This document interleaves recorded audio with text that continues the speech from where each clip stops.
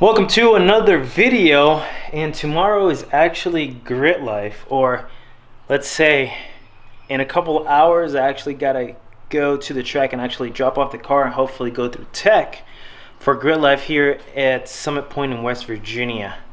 And look at this, it's freaking raining as always. This is going to be my first pretty much race for the racing season, and of course, just like last year, it's already freaking raining.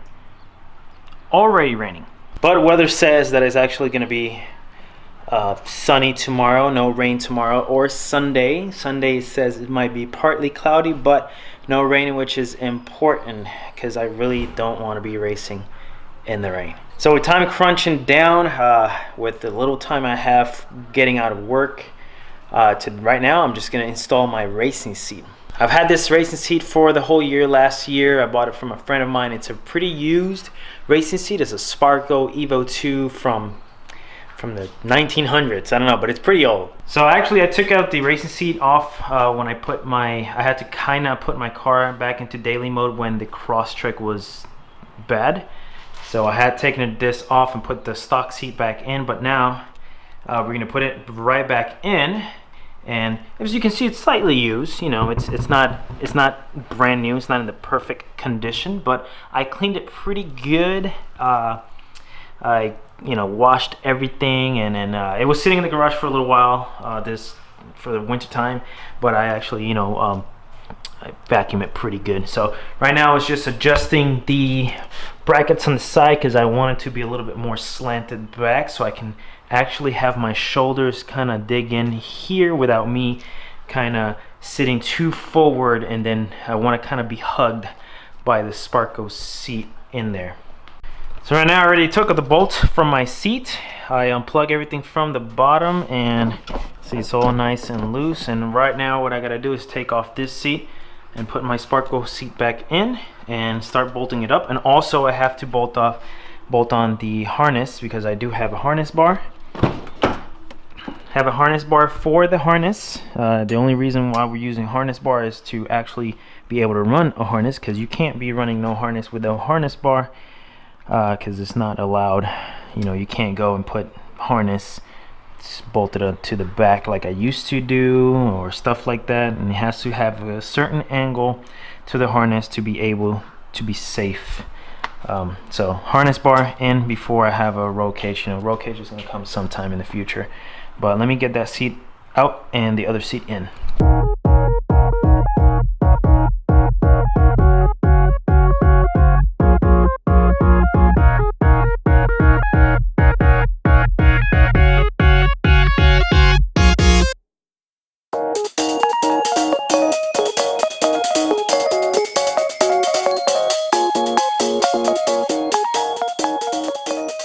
Before I put actually the racing seat back in, I actually put my stock seatbelt connector here. The reason why there is a space here to put the seatbelt connector, the reason why is because if I don't have this plugged in, it's gonna start doing lots of beeping there.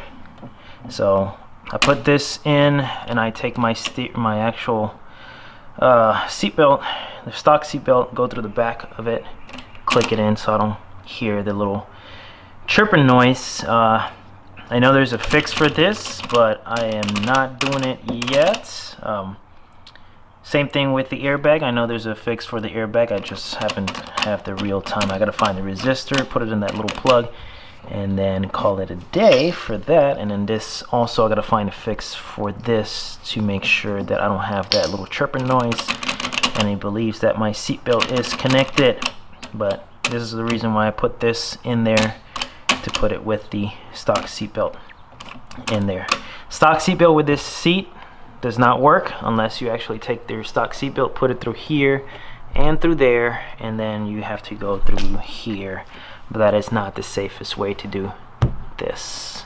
This is a perfect thing is to just get a 5 or 6 point harness, which 6 point harness is what I got. It has a little hole right here to go for the 6 point harness right there. So let me get this installed, start bolting it down. I gotta sit on it to test it out the angle that I want, and hopefully I got it by one time, because the first time I did it, it took me probably like 5 tries to get in a comfortable position where I can reach the pedals, be close enough, and stuff like that. So racing seats doesn't really work for short people like me. I feel like it's too low, and I have some razors, and that's pretty much it.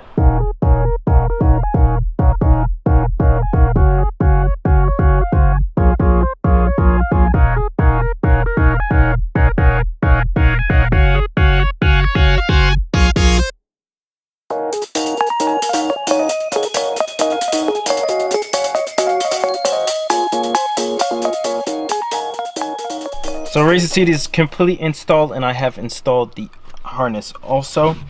I did have to adjust just a little bit. I had to make holes. Like, the problem with the Sparco base is that it only has like 2 holes for the seat bracket, and you can't really move it forward like that. So I had to make extra holes to kind of move it forward. So that's what I did. I did extra holes to move it forward. And I'm closer to the steering wheel now, but I'm still too low to my comfort. So I have razors already. I believe they're 1.5 inches. So for maybe next time I'll find something for 2 inches, and they're like steel spacers. They're pretty thick and they're pretty strong spacers to raise to the seat from the bracket to the seat base. So there's like a spacer between the base and the bracket. I'll show you in a little bit. But at first I was kind of too close to the back and like too far away from my liking. I like to be closer to the steering wheel. And this part right here, it was actually touching the pillar. I don't know if it's not really touching the pillar. It's really close, but it's almost there. And yeah, so move it just a tad little bit. I'm not running seat rails like some people do to move the seat forward and back. And yeah, everything is installed. I installed the harness. They're bolted in and they're pretty good to go. Now I would like to wash the car, but there's a problem. It's still raining. So there's a possibility I might just move the car back and then use the rain to kind of clean off the nasty pollen on top of my car. That's pretty bad. Or I'm just gonna wash it really quick just to get at least the dirt off from the you know, the car. It needs a little quick wash. Look how bad that is. That is so bad.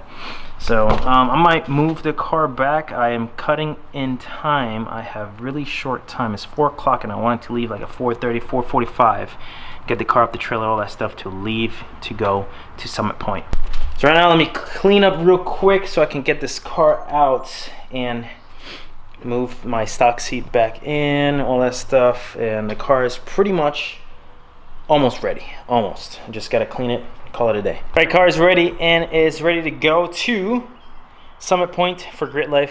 I already took a little quick shower because I was kind of disgusting, but everything is ready to go. Everything's up and ready. So now I got an hour drive to Summit Point and get it off the trailer, go through tech if they're gonna do tech tonight, and call it a day and come back tomorrow morning. All right, so we made it to GridLife at Summit Point. It took a little longer than expected. Oh no, my lights are going off.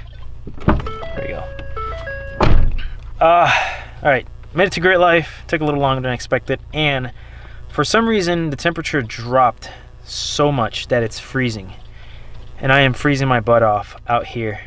It's already 8 o'clock at night and we are waiting for registration to open in tech. Hopefully tech opens up today and then we call it a day, and that's pretty much it.